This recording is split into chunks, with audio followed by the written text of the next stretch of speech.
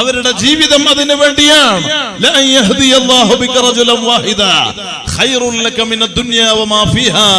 യമനിലേക്ക് ഇസ്ലാമിന്റെ ദഅവത്തിന് വേണ്ടി പോകാൻ വേണ്ടി റഹ്മത്തുൽ ലിൽ ആലമീനായ തങ്ങളുടെ നിർദ്ദേശം ശിഷ്യരായ മുആദ് തങ്ങൾക്ക് കിട്ടിയപ്പോൾ ഹബീബായ തങ്ങളെ വേർപിരിയുന്ന വേർപാടിന്റെ വേദന അത് കൽബിൽ നിന്ന് ഗുരുവര്യരായ തങ്ങൾ ശിഷ്യന്റെ കൽബ് വായിച്ചിട്ട് ആശ്വാസത്തിന്റെ വചനം നൽകിയതാണ്. ഓ മുആദ്, നിങ്ങളുടെ ഭാവം കാരണം, പ്രവർത്തനം കാരണം, പ്രബോധനം കാരണം ഒരാളെങ്കിലും സത്യമതമാകുന്ന ഇസ്ലാം പുൽകിയാൽ ഖൈറുൽ ലക മിനദ് ദുനിയാ വമാ ഫീഹാ.